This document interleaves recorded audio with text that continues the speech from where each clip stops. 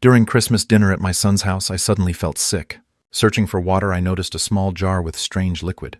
The label froze my blood. Within minutes, I was calling 911, and the truth I uncovered destroyed my family forever. Before we continue, if you love these stories, please subscribe to our channel, because that is our motivation to make better stories each day for you. And now let us know where you are listening in the comment. The evening news droned about inflation rates when the telephone shrill rings sliced through my peaceful living room. I fumbled for my reading glasses, squinting at the caller ID. Wayne, my son, never called this late on weeknights. Dad, his voice cracked like a teenager's though he was 42. I need your help, urgently. The desperation in those words made me sit straighter. In my worn leather armchair, the coffee cup beside me had gone cold hours ago. Forgotten like everything else when worry takes hold. What happened, son? Silence stretched between us, filled only by his ragged breathing. Through the phone I heard footsteps, fast, anxious, pacing across what I imagined was his kitchen floor, 40 minutes away in Royal Oak. I lost money, Dad. A lot of money. His voice dropped to a whisper. $50,000. My hand tightened around the receiver. 50,000. That was more than my entire pension lasted in a year. How did you... Cryptocurrency? The word came out bitter, self-loathing. I thought I was being smart, diversifying our savings. Joanna doesn't even know yet. The mantel clock ticked steadily, marking seconds that felt like hours. On television, a weather reporter promised snow by Christmas. Normal life continuing while my son's world crumbled. Wayne, slow down. Tell me exactly what happened. More pacing. A chair scraped against tile. There was this investment opportunity. Digital assets, they called it. The returns looked incredible, 30% in 6 months. I used our emergency fund, our kids' college money. Even borrowed against the house. My chest tightened. You mortgaged the house? Not the whole thing, just a home equity loan, $25,000. His voice broke completely now. Dad, they're demanding payment. The creditors, they say if I don't come up with the money by January 15th, they'll start seizure proceedings. I stood up, my old knees protesting. The living room suddenly felt too small, the walls pressing inward. Through the bay window, Mrs. Chen's Christmas lights twinkled cheerfully. Across the street, a reminder that normal families were preparing for holidays, not financial disasters. Have you talked to a lawyer? Maybe there are options. I can't afford a lawyer. Wayne's voice rose, panic overtaking embarrassment. I can barely afford groceries. Do you understand what I'm telling you? They could take our house. Joanna and the kids would have nowhere to go. The image hit me like cold water. My daughter-in-law's gentle face. Little Lula asking why they had to move. 8-year-old Tommy wondering if it was his fault somehow. Children should never carry their parents' mistakes. There has to be something we can do, I said, more to myself than to Wayne. I have some savings, maybe. Dad, you don't understand. His voice turned sharp, cutting. This isn't a few hundred. This is serious adult money. Life-changing money. The tone stung. When had my son started speaking to me? Like I was a child, like my modest pension and careful savings were somehow inadequate. I'm trying to help, Wayne. I know you are. He exhaled shakily. But I need real help, substantial help. The kind that actually makes a difference. Static crackled through the connection. Outside, a car door slammed. Normal sounds of a normal evening in a normal neighborhood, where sons didn't call their fathers begging for rescue, from their own stupidity. But Wayne was still my son. And despite everything, the poor choices, the entitlement that sometimes crept into his voice, he was still the little boy who used to help me rake leaves. In this same yard, who cried when his goldfish died, who called me his hero. Tell me what you need, I said quietly. The silence that followed lasted too long, long enough for me to realize that Wayne had been building towards something specific. This entire conversation, the careful revelation of details, the emphasis on the children's welfare, had been leading somewhere particular. Dad, Wayne's voice changed again, softer now, almost gentle. But underneath I caught something else, something that made my stomach clench with sudden unease. I'm here. There is one way you could help. One real solution that would fix everything. The way he said real solution made my blood run cold. I remained standing by my armchair. The phone pressed so hard against my ear it ached. Whatever Wayne was about to suggest, I already knew I wouldn't like it. What kind of solution? Well, he cleared his throat, and I could picture him, running his free hand through his hair like he'd done since childhood, when planning something questionable. You know how you're always complaining about maintaining that big house?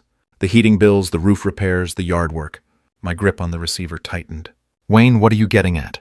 The house is worth at least $300,000 now. Probably more with the way property values have been climbing. And you're there all alone, Dad. It's too much for someone your age. Someone my age? The words came out sharper than intended. I'm 68, not 98. But think about it practically. His voice took on that patient explaining to a child tone that always made me want to hang up. You rattle around in 4 bedrooms by yourself. The maintenance costs are eating up your pension. And honestly, wouldn't you be happier somewhere smaller? Somewhere with less responsibility? I sank back into my chair, understanding flooding through me, like ice water. You want me to sell my house? It would solve both our problems, Wayne said quickly, as if speed would make the suggestion less outrageous. You could buy a nice little condo, maybe one of those senior communities with activities and meal plans. You'd have neighbors your own age. No more worrying about broken gutters or snow removal, and the leftover money would pay for your gambling debts. It wasn't gambling, Dad, it was investing. I shot to my feet again, rage building in my chest, like steam in a kettle. This is my home, Wayne. This is where your mother and I lived for 37 years. Where we raised you, where she died. Mom's been gone for 3 years. His voice turned cold, mechanical. She's not coming back because you keep her bedroom exactly the same. The cruelty of it hit me like a physical blow. I actually staggered, one hand reaching for the wall to steady myself. How dare you? I'm being practical. You're being sentimental about a building. A building? My voice rose until it echoed off the walls of this building, these walls that held every important memory of my adult life. This is where your mother planted her roses, where we had Christmas morning with you every year until you moved out, where she taught you to ride a bicycle in the driveway. And now it's just an expensive burden. Wayne's patience was wearing thin, his desperation bleeding through the practiced manipulation. Dad, be honest, when's the last time you used the upstairs? When's the last time you entertained anyone in that formal dining room? I thought of Margaret's sewing room, unchanged since the day she died. The way morning light still hit her reading chair by the bedroom window, the kitchen where she'd made my coffee every morning, for nearly 4 decades. You don't understand, I said quietly. I understand that you're being selfish. The words hit like a slap. My family is about to lose everything, and you're worried about keeping shrine to the past. A past that's gone, Dad. Mom is gone. Don't you tell me about your mother. She would want you to help us. She would want you to help her grandchildren. But you're so wrapped up in your precious memories that you can't see past your own feelings. My chest burned. The room spun slightly. Wayne's voice continued, relentless now. Think about Lula and Tommy. Think about Joanna. Do they matter less than your empty rooms and photo albums? That's not fair, and you know it. What's not fair is watching my children go homeless, while my father sits in a house worth hundreds of thousands of dollars, too stubborn to make the smart choice. Smart choice as if selling the home, where I'd built my entire life, was just another financial transaction, as if Margaret's memory could be packed up and moved to some sterile apartment complex designed for people waiting to die. The answer is no. Silence. Then what? No, Wayne, I won't sell my house to pay for your mistakes. My mistakes? His voice turned vicious. You mean my attempt to provide better for my family? To give your grandchildren opportunities you never gave me? I gave you everything I could. Everything except the one thing I actually need right now. God, you're exactly like Mom always said. Generous with your advice, stingy with your wallet. The lie was so breathtaking I couldn't speak for a moment. Margaret had never said anything of the sort. She'd been proud of how hard we'd worked, how we'd saved every penny to give Wayne advantages we'd never had. Your mother never... Enjoy your empty house, Dad. Enjoy your precious memories. I hope they keep you warm when you're dying alone in that place. The line went dead. I stood there holding the phone, dial tone buzzing in my ear like an angry wasp. My hands were shaking, my whole body was shaking. Slowly, carefully, I placed the receiver back in its cradle. The silence that followed felt different from the comfortable quiet of my usual evenings. This was hollow, brittle, the kind of silence that follows explosions. I sank back into my chair, but my body wouldn't settle. Every muscle remained tensed, waiting for another blow. Wayne's words echoed in the empty room, dying alone in that place, as if this house, this home, was somehow a prison, instead of the sanctuary Margaret and I had created together. I looked around the living room with new eyes, trying to see what Wayne saw. The furniture was old but well-maintained. The carpet showed wear patterns from 30 years of daily life. Family photos covered the mantel. Wayne's graduation, his wedding, the kids' school pictures. Was it really just a museum to the past? My feet carried me to the kitchen without conscious thought. Muscle memory, perhaps, or the need to be somewhere. Margaret's presence felt strongest. The oak table where we'd eaten breakfast every morning for decades. The window over the sink where she'd stood washing dishes, humming off-key show tunes. The phone rang again and my heart lurched. Wayne calling back to apologize, but the caller ID showed Frank Dawson's number. Roger, you sound terrible. What's wrong? Frank lived 3 houses down, had been my friend since before Margaret got sick. We'd worked together at Ford for 15 years, before retiring within months of each other. If anyone would understand, it would be Frank. Wayne called, I said, and somehow, those 2 words contained everything. Let me guess. He needs money. How did you... Roger, I've known that boy since he was stealing apples from my tree at age 7. He's always been impulsive. What's he gotten himself into this time? I told Frank everything. The cryptocurrency disaster, the threatened foreclosure, the house. When I reached Wayne's final words about dying alone, Frank made a disgusted noise. That little manipulator using your grandkids as emotional leverage, then attacking you when it doesn't work. But what if he's right? The question had been gnawing at me since I hung up. Maybe I am being selfish. Maybe... Stop right there! Frank's voice turned sharp. You raised that boy, put him through college, helped him with his down payment when he bought that house. You don't owe him your home, because he made stupid choices with his money. But the children have parents who should have thought about them before risking their college funds on get-rich schemes. This isn't your fault, Roger. I pulled out a kitchen chair and sat down heavily. Through the window, I could see Frank's porch light glowing. Funny how a neighbor could provide more comfort than your own son. He said Margaret would want me to help them. Margaret would want you to help if you could, but she'd also want you to keep your dignity and your home. She'd be furious at Wayne for even asking. The truth of that hit deep. Margaret had loved Wayne fiercely, but she'd never tolerated manipulation or emotional blackmail. She would have seen through his tactics immediately.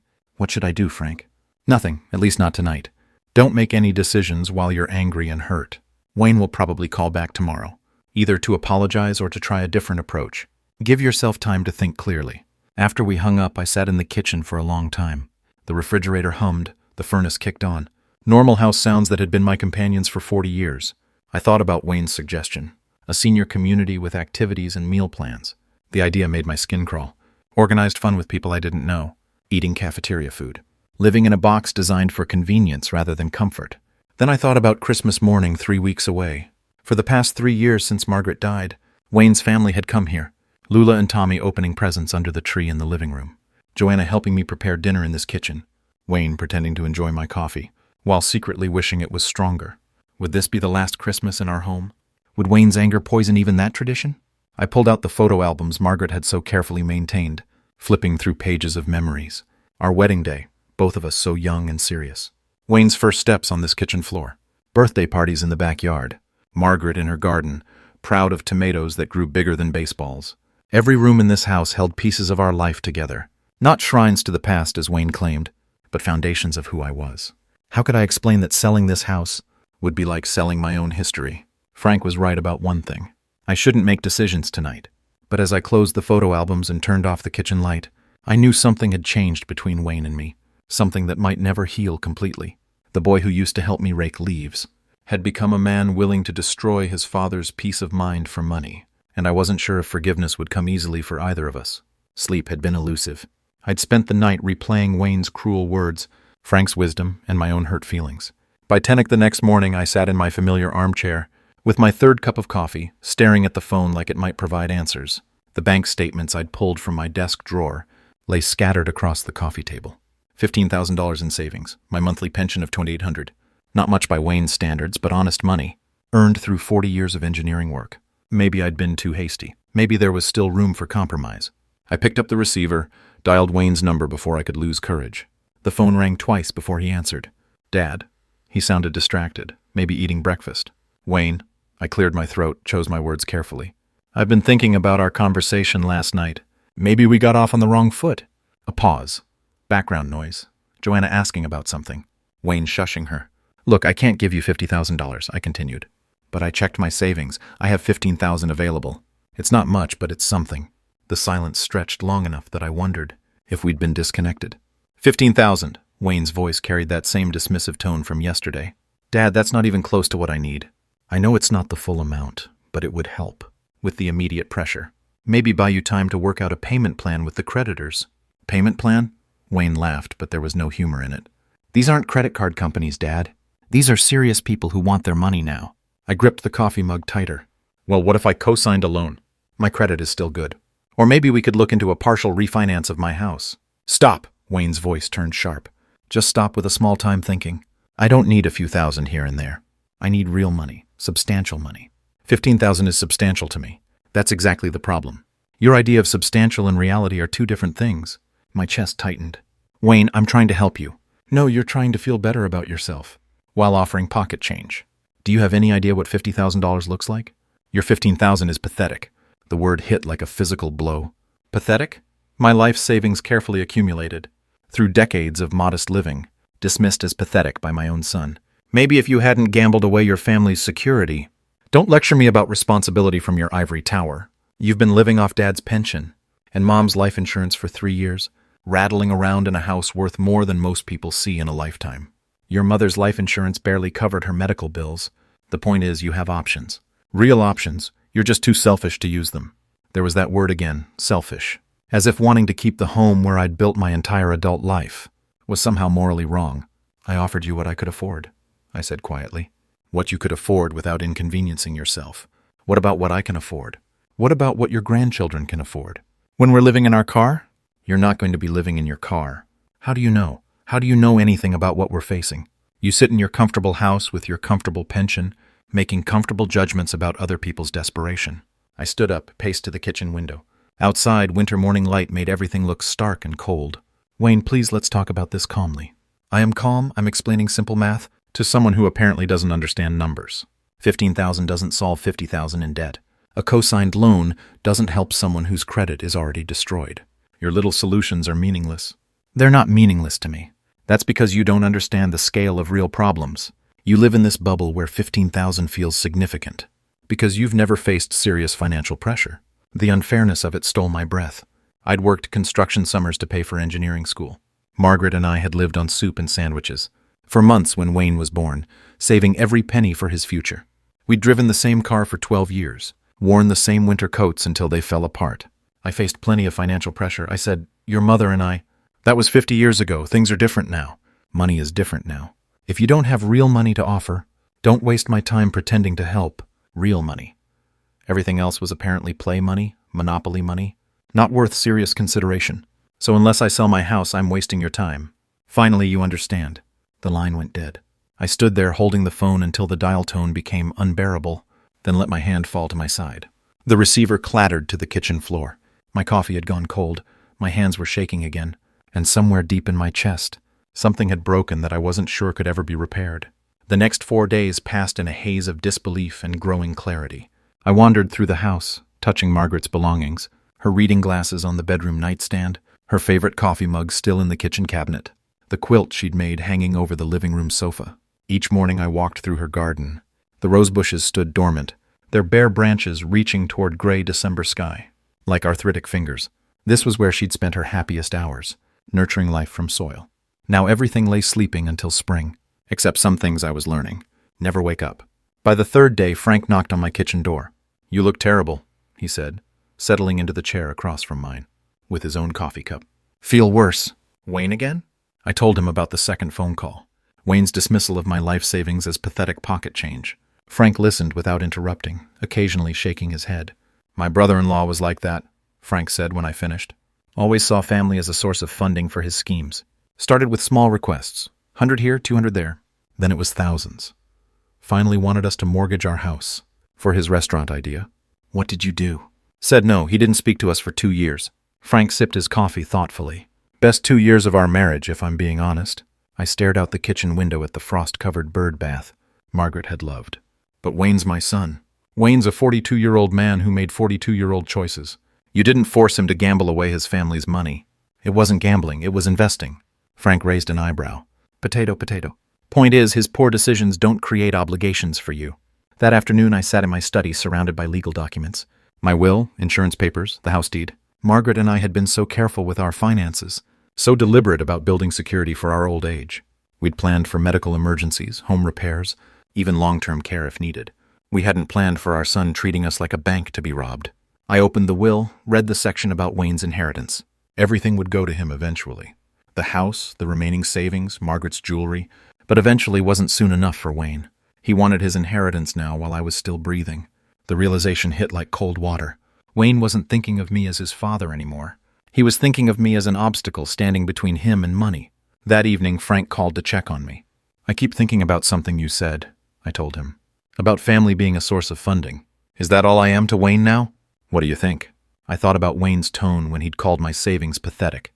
The casual cruelty when he'd dismissed 40 years of careful planning as meaningless. The way he'd hung up the moment I wouldn't agree. To sell my house.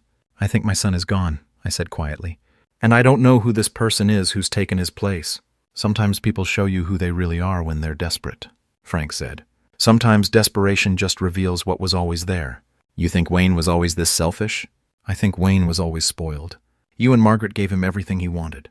College paid for, help with his house down payment, Christmas gifts for the kids every year. He's never had to face real consequences for poor choices. The truth of it stung. We had made things easy for Wayne. Maybe too easy. What would Margaret say about all this? I asked. Frank was quiet for a moment. Margaret would be heartbroken, but she'd also be furious at Wayne for treating you this way. She'd want you to protect yourself. After we hung up, I walked through the house one more time. Every room held memories of the family. Wayne claimed I was being selfish to preserve his first steps. In the hallway, birthday parties in the dining room, Christmas mornings around the tree in the living room. But those memories were of a different Wayne, a boy who'd helped me rake leaves, who'd cried when his pet hamster died, who'd hugged me tight when I taught him to ride his bike. That boy had grown into a man, who called his father's life savings pathetic. Standing in Margaret's sewing room, I made a decision. I wouldn't sell my house to fund Wayne's poor choices, but I also wouldn't let him destroy what remained of our relationship, with his demands and manipulation. The next time Wayne called, I'd be ready with an answer. That protected both my home and my dignity. I just hoped I'd have the strength to follow through. December the 21st arrived with the kind of bitter cold that makes bones ache. I was stirring soup for dinner when the phone rang, cutting through the kitchen's warmth, like winter wind through an open door. Wayne's name appeared on the caller ID.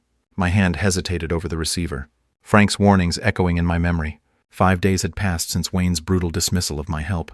5 days of silence that had actually brought me peace. On the 4th ring, I answered. "Dad?" Wayne's voice sounded different, softer, almost uncertain. "I'm glad you picked up." I said nothing, waiting. "Look, I owe you an apology, a big one." He paused, and I could hear background sounds. Joanna moving around what sounded like their kitchen, the distant voices of children. I was completely out of line the other day. Stress makes people say terrible things, but that's no excuse. Still, I remained silent. Something felt rehearsed about his words, too carefully chosen. "Dad, are you there?" "I'm here. I've been thinking about what you said about taking things slower, finding other solutions. Maybe you're right. Maybe I was being too demanding." Demanding? That was one word for it. "The thing is," Wayne continued, his voice warming with what sounded like genuine emotion, "Christmas is in 4 days.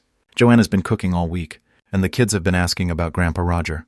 They want to show you their school projects, tell you about their Christmas list." Through the phone, I heard a child's voice. Tommy, maybe, calling something about presents. Normal family sounds that tugged at parts of my heart. I'd been trying to protect.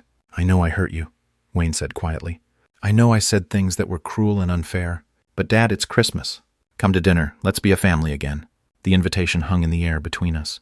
Part of me, the grandfather part, the part that remembered Wayne as a sweet child, wanted to accept immediately. But Frank's voice whispered warnings about manipulation, about people who only showed kindness when they wanted something. "I don't know, Wayne." "Please." His voice cracked slightly. "The kids have been asking why Grandpa can't come. What am I supposed to tell them? That adults sometimes say stupid things they don't mean." The guilt was immediate and sharp. Lula and Tommy didn't deserve to suffer, because their father and I couldn't get along. They were innocent in all this. Just children who wanted their grandfather at Christmas dinner. Have you told Joanna about your financial situation?" A pause. "Some of it. She knows things are tight." Not the whole truth, then. But maybe that was Wayne's choice to make. "Dad, I promise, no talk about money. No pressure about anything. Just family dinner, just Christmas. The kids have presents for you. Little handmade things from school. Lula made you a clay mug in art class." A handmade mug. The thought of my granddaughter carefully shaping clay, thinking of me, nearly broke my resolve completely. "Joanna's making her famous prime rib," Wayne continued. "Remember how much you loved it last year? She's been planning the menu for weeks." I could picture it. The warm kitchen, children's laughter, the comfortable chaos of family gathering. It had been my favorite tradition since Margaret died, the one day each year when the house felt truly alive again. "I won't take no for an answer," Wayne said. But his tone was playful now, like he used to use, when asking for later bedtimes or extra allowance. The kids would never forgive me if Grandpa missed Christmas. Behind his voice, I heard Joanna call something about setting the table. Heard one of the children ask if Grandpa was coming. Normal family sounds from normal family people. Maybe I was being too suspicious. Maybe stress really had made Wayne say things he didn't mean. Maybe Christmas dinner could help us find our way back to each other. "What time?" I heard myself ask. 4:00, and Dad, thank you. This means everything to all of us." After I hung up, I stood in my kitchen holding the phone, watching steam rise from my forgotten soup.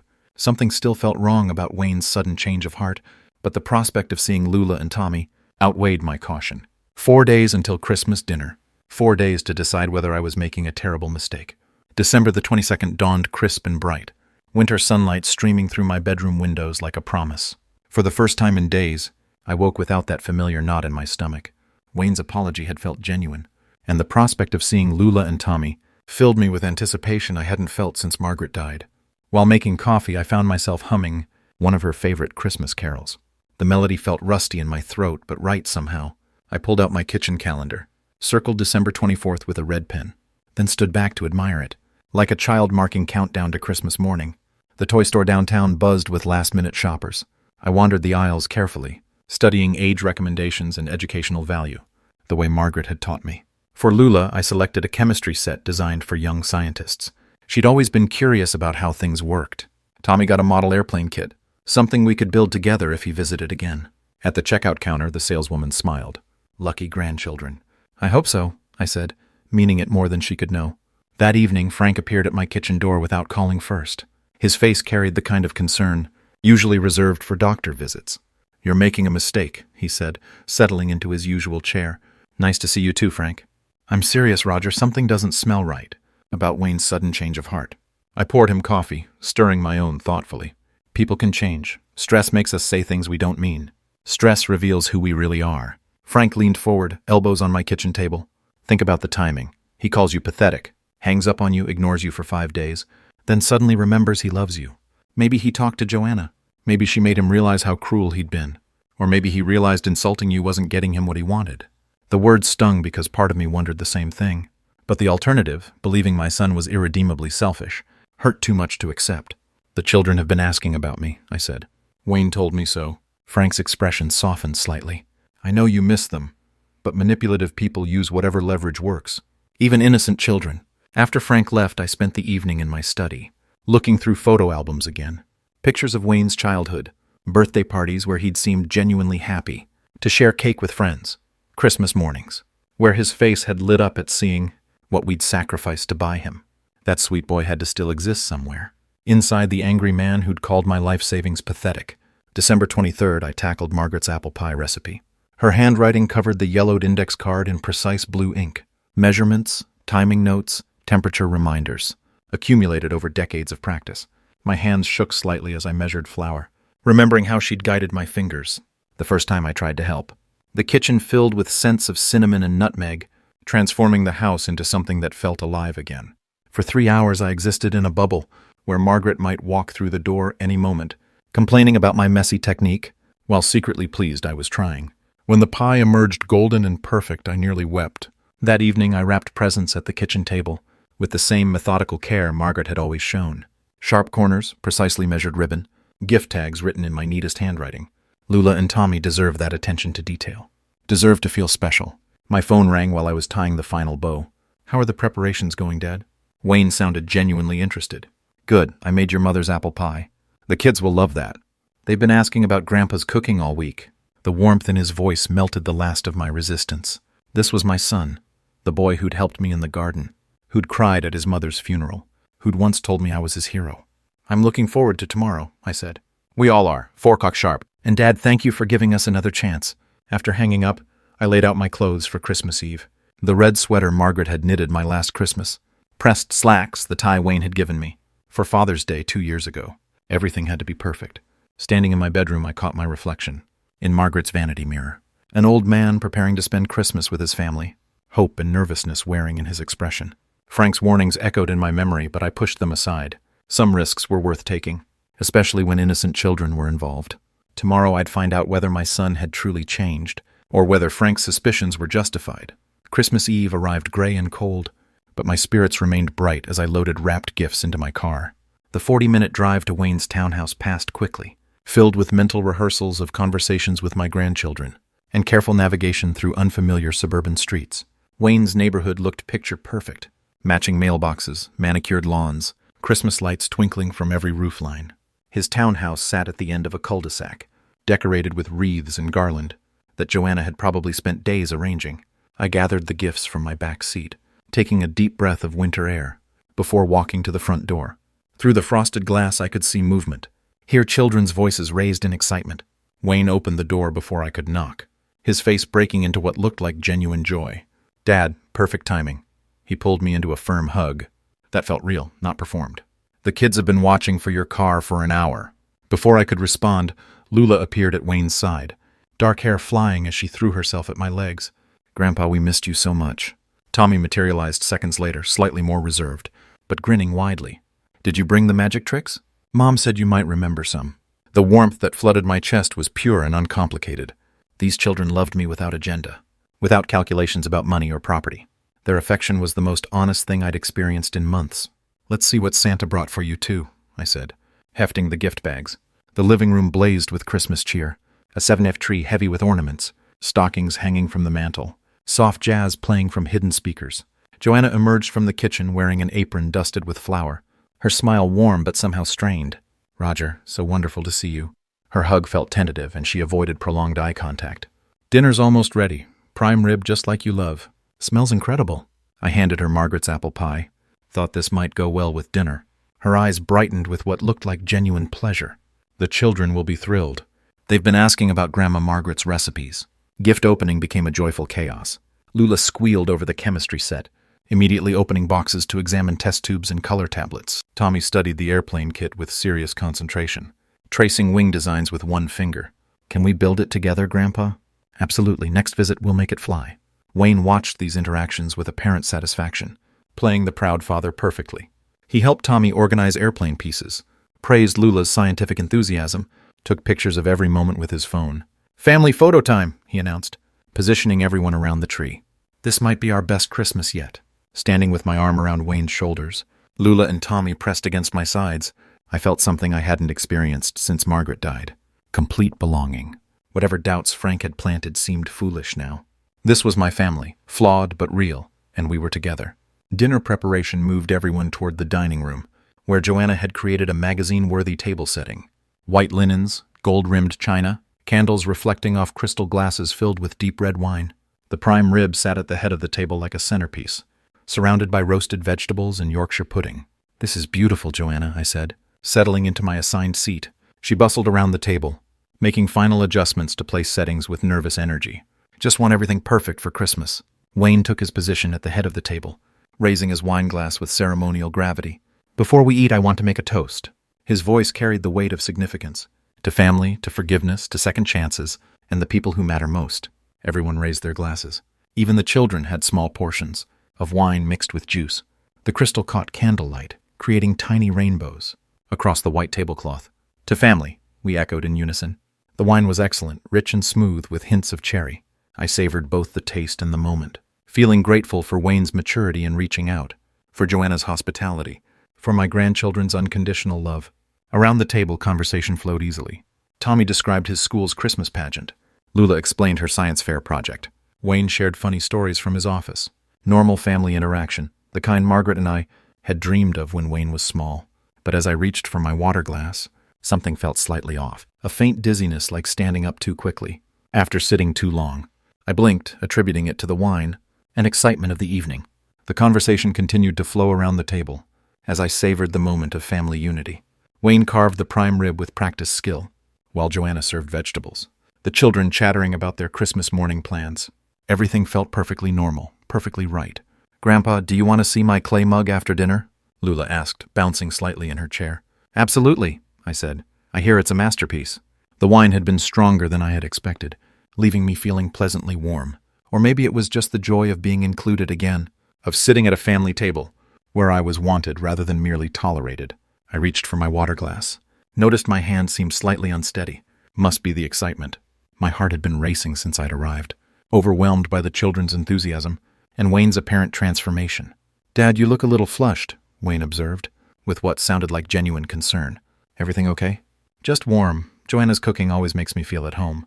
But as I spoke, something twisted uncomfortably in my stomach, a sharp cramp that made me shift in my chair. The sensation passed quickly, and I dismissed it as overindulgence. The rich food, the wine, the emotional intensity of reconciliation. Tommy was telling a story about his teacher's pet rabbit when the room seemed to tilt slightly.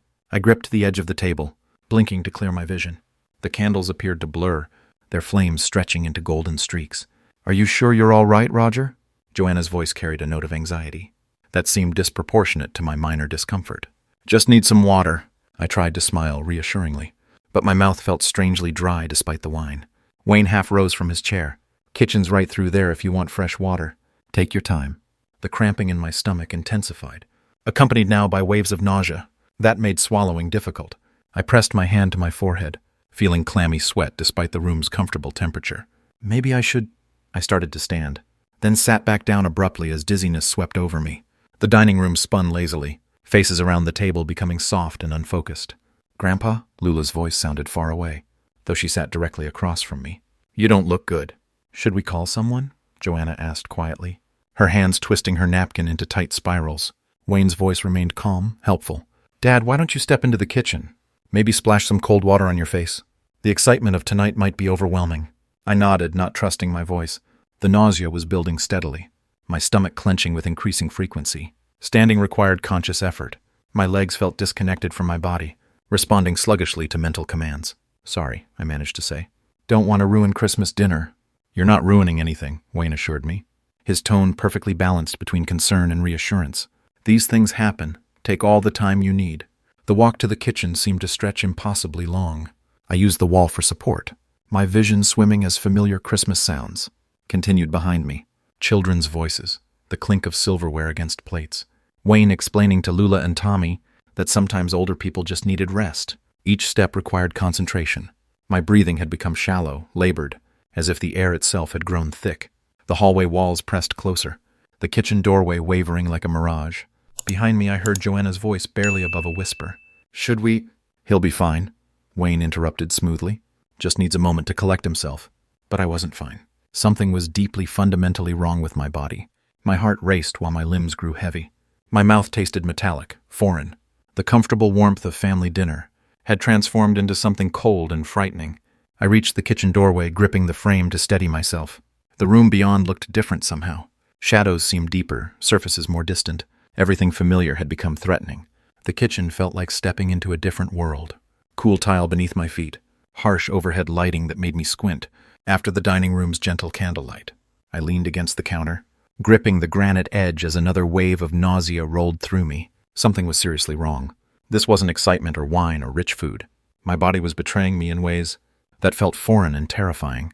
I turned toward the sink, seeking cold water, when movement by the kitchen table caught my eye.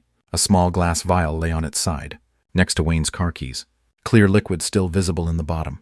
My vision blurred as I tried to focus on it, but the shape was unmistakable. Medicine bottle empty.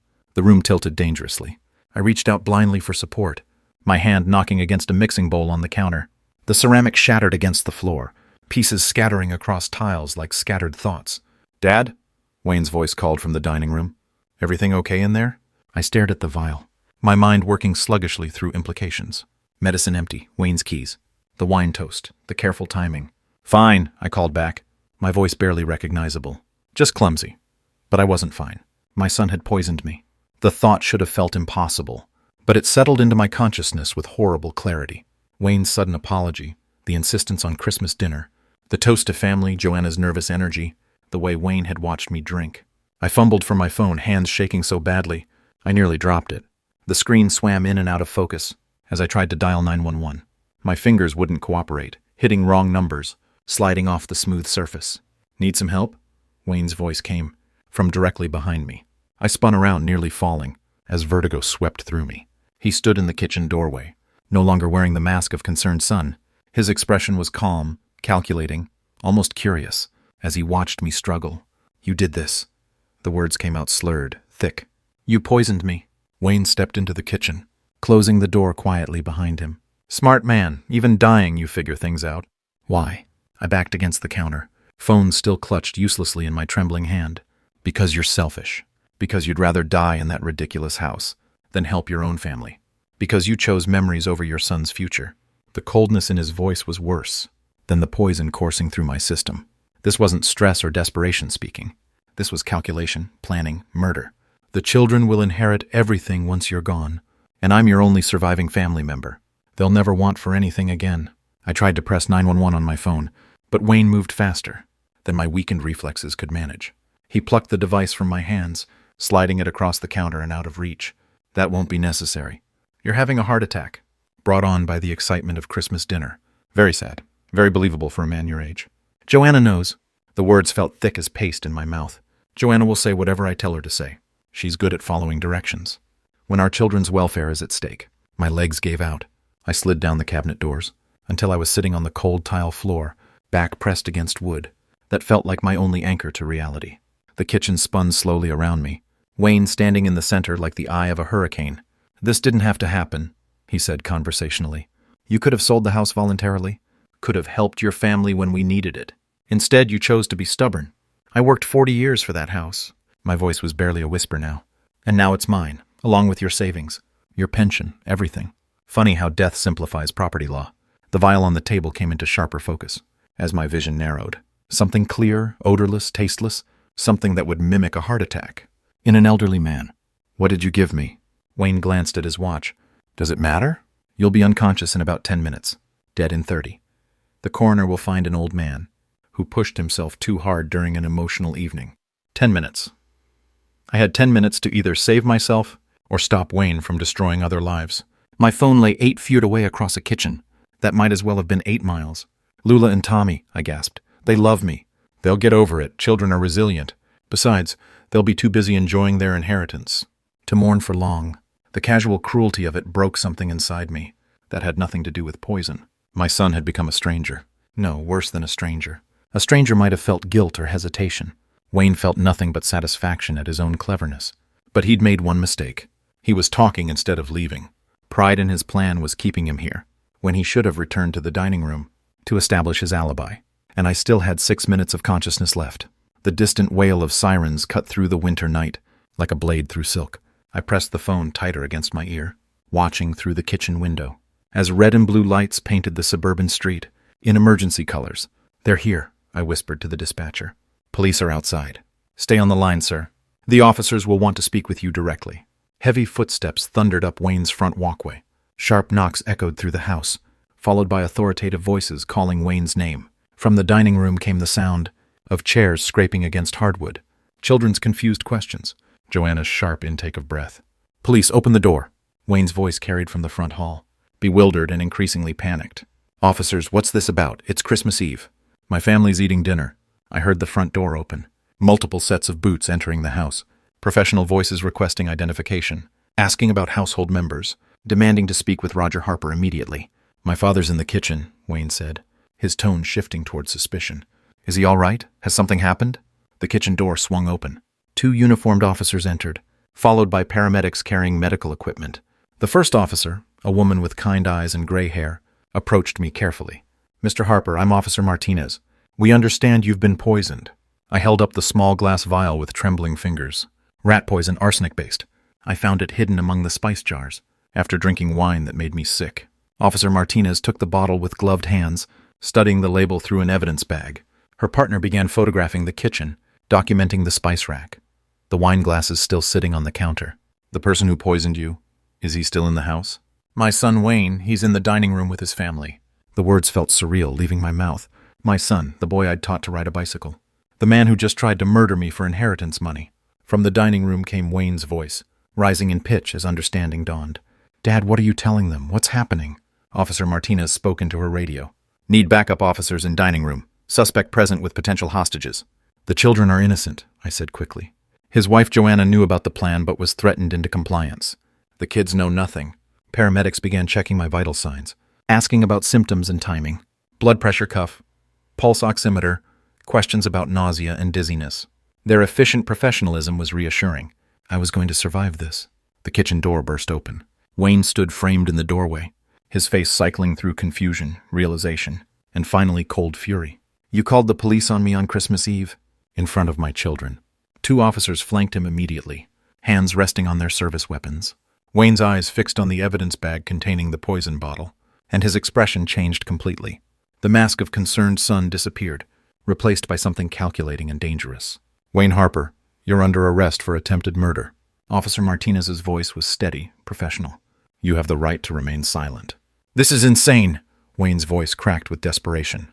"I didn't poison anyone. He's confused, sick, making accusations." But his eyes told a different story.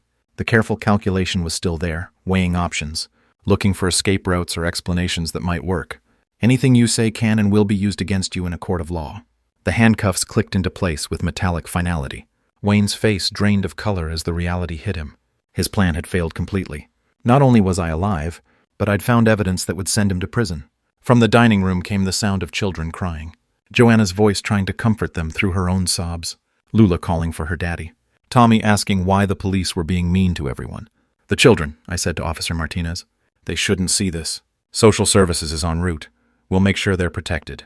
Wayne was led through the kitchen toward the front door. His head down, shoulders slumped in defeat.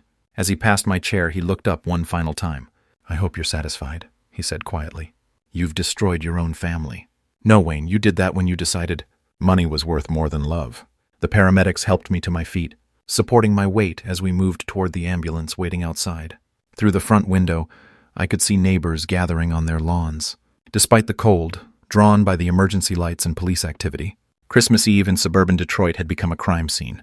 As they loaded me into the ambulance, I caught a glimpse of Joanna holding both children, all three of them crying as a social worker approached, with gentle words and official papers. The family Wayne had claimed to be protecting was now shattered completely by his actions. The ambulance doors closed, cutting off the sight of flashing lights and broken dreams. February brought the kind of crisp Michigan morning that made everything feel possible again.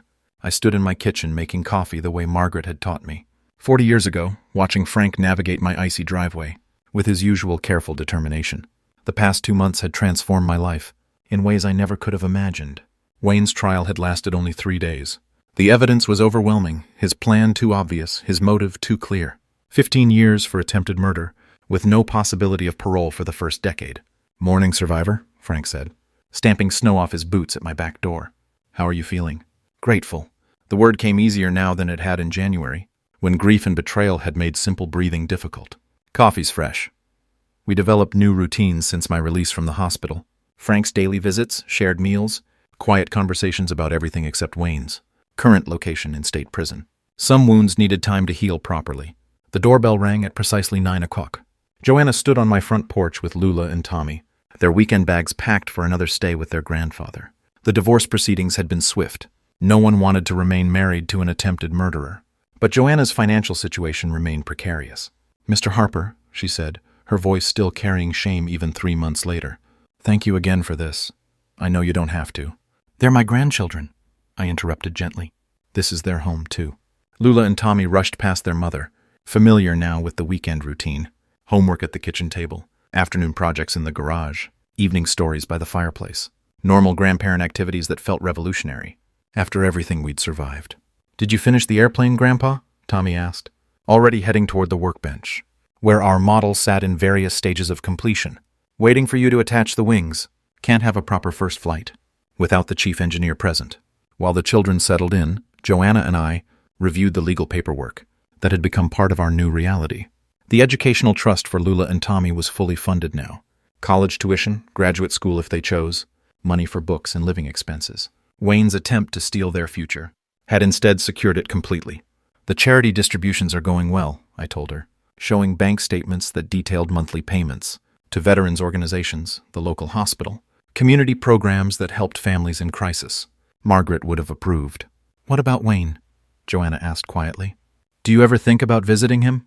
I considered the question while watching Tommy carefully align airplane wings, his small face serious with concentration. I think about the boy he used to be. I mourn that child. But the man who tried to poison me for money, that person is a stranger. Frank nodded approvingly from his chair by the window. Forgiveness doesn't require stupidity. The children ask about their father sometimes, Joanna continued. I don't know what to tell them. Tell them he made bad choices and has to face consequences. Tell them those choices don't define them or limit their futures. Tell them their grandfather loves them. Later that afternoon, Frank and I worked in Margaret's garden, while the children played in the backyard snow. Spring was still weeks away, but we were preparing beds for new plantings, clearing dead growth to make room for whatever would grow next. You know what I've learned? I said, resting against my shovel. Wayne was right about one thing. I was living in the past, keeping this house like a shrine to Margaret. Frank looked up from the rose bush he was pruning. And now it's a home again, full of children's laughter and family dinners, and people who choose to be here because they love each other, not because they want something. Through the kitchen window, I could see Lula and Tommy at the table, working on homework with the same focused intensity I remembered from Wayne's childhood. but unlike their father, they would grow up understanding the difference between love and manipulation, between family loyalty and financial obligation. "Will you change your will again?" Frank asked. "Leave them the house eventually, when they're old enough to understand what it represents, not money or property, but the choice to build something lasting, something worth protecting." That evening, after Joanna collected the children, and Frank returned to his own house, I sat in Margaret's chair by the living room window. The neighborhood was quiet, settled into Sunday evening routines. Normal families in normal houses, probably dealing with normal problems, that didn't involve poison or attempted murder. My phone rang. Frank, checking in before bedtime, as had become his habit. "Any regrets about not selling the house?" when Wayne asked. I looked around the room where Margaret and I had celebrated. 40 Christmases, where Wayne had opened presents as a child, where Lula and Tommy now felt safe and loved. "None whatsoever," I said. "This house has good bones. It survived one person trying to destroy it from the inside. It'll outlast whatever comes next." After we hung up, I made one final cup of coffee and stepped onto the back porch. Winter air sharp in my lungs, stars visible through bare tree branches, somewhere in a prison cell 2 hours away. Wayne was learning that some consequences last longer than others. But here, in the home he'd tried to steal, life continued. Children would grow up safely.